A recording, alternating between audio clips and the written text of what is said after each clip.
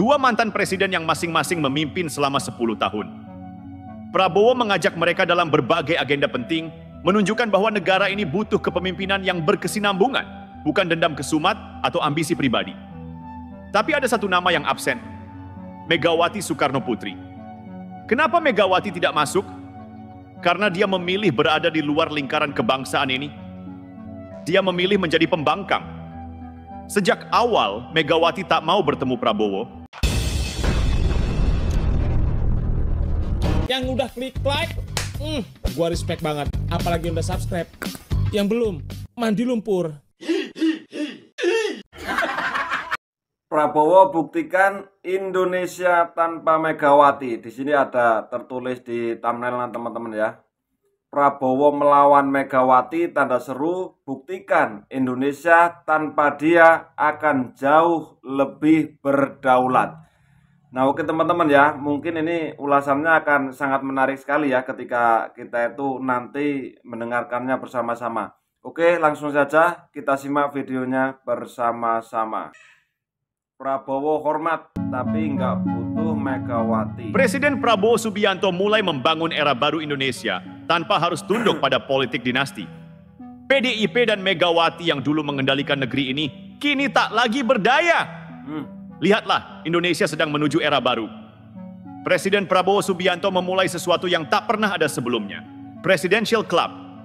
Sebuah forum eksklusif tempat para presiden dan mantan presiden berkumpul, berdiskusi, dan berbagi pengalaman demi kepentingan bangsa. Ini bukan sekadar basa-basi, ini langkah nyata untuk membangun kesinambungan kepemimpinan. Dan siapa yang ada di dalamnya? SBY dan Jokowi.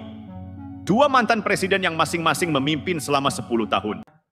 Pak Prabowo itu berkumpul cuma dengan Pak SBY dengan Bapak Jokowi ya. Di sini tidak ada Ibu Megawati ya. Padahal Ibu Megawati itu masih ada ya. Artinya dia kan juga mantan presiden Indonesia, kan tapi tidak ikut berkumpul di sini. Kenapa teman-teman ya?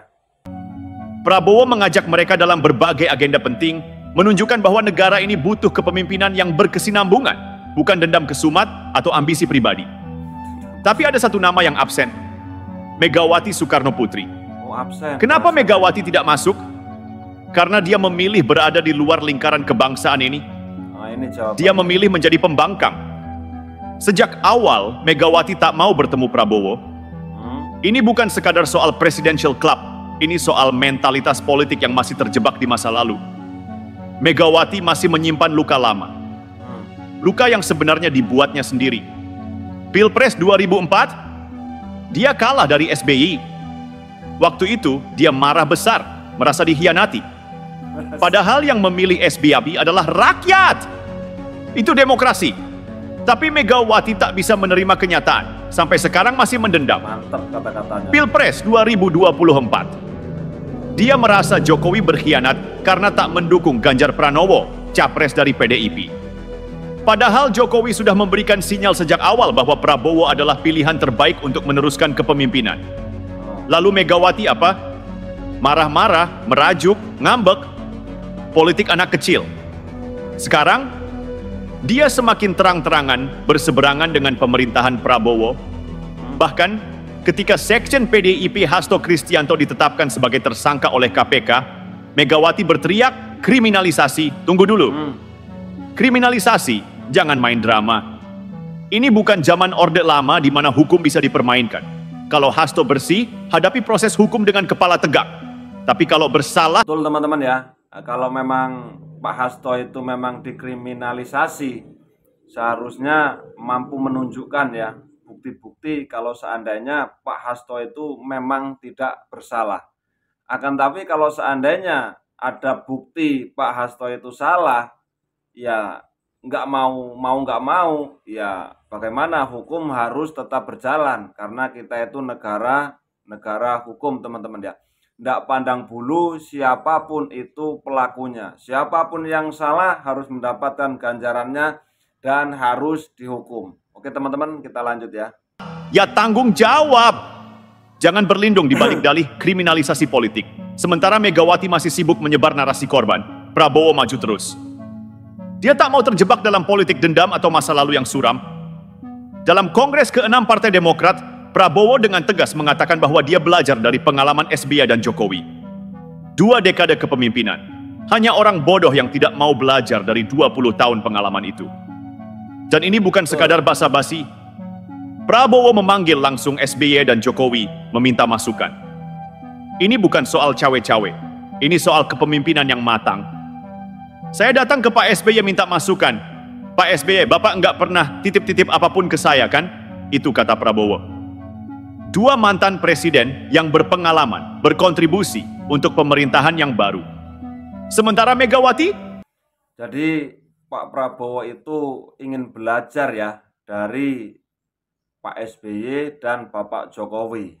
Tentu saja kemungkinan Bapak Prabowo itu berpikir kalau seandainya mau belajar dari pengalaman yang sudah-sudah ya, Pak Jokowi 2 periode, Pak SBY 2 periode, mungkin ketika Pak Prabowo mendekat dengan beliau akan mendapatkan wawasan ya, bagaimana Pak Prabowo itu membutuhkan bimbingan dari para mantan presiden kita, teman-teman ya, untuk negara kita itu jauh lebih bagus ya. Masih berkutat dengan rasa sakit hati, masih terjebak dengan ego dan gengsi. Ironis? Sangat.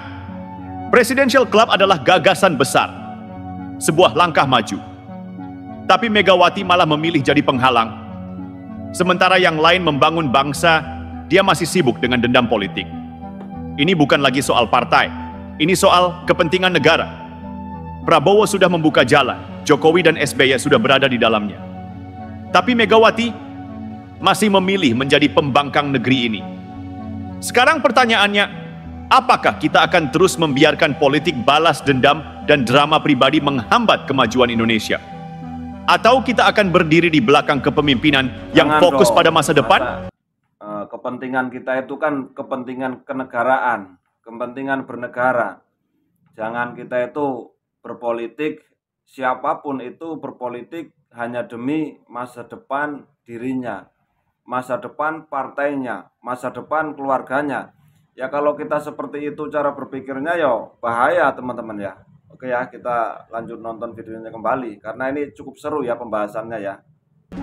Pilihan ada di tangan rakyat. Tapi satu hal pasti, Indonesia tak bisa terus menunggu orang yang masih hidup di masa lalu. Lihat realitanya sekarang. Saat Prabowo membangun jembatan antara para pemimpin bangsa, Megawati malah sibuk membakar jembatan. Presidential Club ini bukan sekadar simbol, ini adalah cara baru dalam politik Indonesia, politik yang dewasa, yang mengutamakan kepentingan rakyat di atas ego pribadi. Tapi Megawati masih belum bisa move on. Megawati selalu berbicara tentang sejarah, tentang warisan Bung Karno, tapi lihatlah, apa yang dia lakukan sekarang benar-benar bertentangan dengan prinsip bapaknya sendiri. Bung Karno itu pemersatu, Bung Karno itu negarawan. Sementara Megawati main drama, playing victim, dan sibuk menyalahkan orang lain. Satu hal yang harus kita pahami, Prabowo tidak butuh pengakuan dari Megawati. Pemerintahan tetap berjalan, negara tetap maju. Tapi masalahnya, Megawati dan antek-anteknya terus mencoba menciptakan instabilitas. Lihat saja bagaimana dia bereaksi saat Sekjen PDIP Hasto Kristianto ditangkap KPK. Alih-alih mendukung pemberantasan korupsi, dia malah teriak kriminalisasi. Sebentar, kita ingatkan lagi. Hasto ini siapa? Orang yang selama ini dikenal sebagai tukang bisik Megawati. Orang yang selalu memainkan narasi kotor untuk menjatuhkan lawan politiknya. Tapi ketika hukum menindak, Megawati merasa dizalimi. Ini pola lama, koruptor teriak dizalimi, elit politik main drama, lalu mereka berharap rakyat bodoh dan ikut membela. Tapi maaf, rakyat Indonesia sekarang sudah cerdas. Prabowo tahu, betul, membangun bangsa ini bukan perkara mudah. Ada mentalitas lama yang harus dihancurkan. Ada politik dinasti yang harus dikikis. Ada kebiasaan lama di mana kekuasaan dianggap sebagai hak milik pribadi yang harus ditinggalkan. Dan itu membuat orang seperti Megawati tidak nyaman. Sebuah hukum itu kalau seandainya memang sudah ada bukti, ya mau bagaimana lagi, mau tidak mau jalani prosesnya. Kalau seandainya memang tidak bersalah, ya pasti tidak akan dihukum lah ya. Nggak mungkin orang yang memang kita itu punya bukti tidak bersalah, tapi negara tetap menyalahkan kita. Itu tidak mungkin teman-teman ya. Ya mudah-mudahan ke depannya ya kita berharap semua negarawan itu bersatu ya. Bukan untuk memikirkan golongannya, bukan untuk mementingkan diri sendirinya, akan tetapi beliau-beliau itu lebih mementingkan ke depannya bagaimana negara ini mau berkembang. Kalau seandainya para pemimpin kita itu tidak pro, ribut terus, yang satu begini, yang satu begini, yang satu begini. Bagaimana kalau seandainya mereka itu bersatu berpikir, memajukan, karena nggak mungkin negara kita itu akan selalu tertinggal dengan negara-negara tetangga kita, baik dalam segi keekonomiannya, pembuatan lapangan pekerjaannya. Nah, kita itu butuh ya dari orang-orang yang memimpin negeri ini yang mau berpikir untuk memikirkan rakyatnya, seperti kita orang-orang kecil ini, teman-teman ya. Nah, ini kita bacakan beberapa komentar dari para netizen ya. Ngeri, rusak. Oh, negeri ini rusak karena Megawati. Presiden tanpa Megawati pasti bagus dan akan maju. Megawati ribet. Aduh. Apa hebatnya Megawati? Nggak usah dibicarakan lagi. Sejak era reformasi, PDIP lah yang selalu membuat gaduh di negeri ini. Baru era Prabowo hukum tegas keras tajam, rakyat dukung presiden. Bongkar semua korupsi kader PDIP, jangan ditutup-tutupi, sikat habis. Kalau memang begitu, rakyat Indonesia akan mendukung kepemimpinan Presiden Prabowo dan Gibran. Kita bersatu, berantas korupsi, maling uang negara. Megawati bakatnya cuman bikin gaduh, bukan membangun. Dulu saya tidak suka Pak D. Jokowi, sekarang saya tahu ternyata ini pelakunya. Ingat ya, presiden yang dipilih rakyat, bukan presiden hasil kudeta.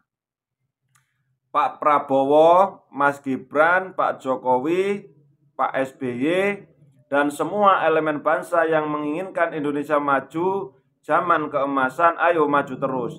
Kami rakyat siap berdiri, menyingsingkan lengan kami mendukung langkah bapak-bapak, kesampingkan saja emak-emak banteng yang bisanya cuma jual-jual aset negara. Oke teman-teman ya, itu beberapa komentar dari para netizen ya di channelnya Brojo Musti. Terima kasih, mohon maaf kalau ada salah kata. Salam sejahtera untuk kita semuanya, salam persatuan dan kesatuan. Kita sama-sama berdoa bersama, mudah-mudahan para pemimpin kita bisa membawa maju negeri kita. Indonesia tercinta, jaya. Terima kasih. Wassalamualaikum warahmatullahi wabarakatuh.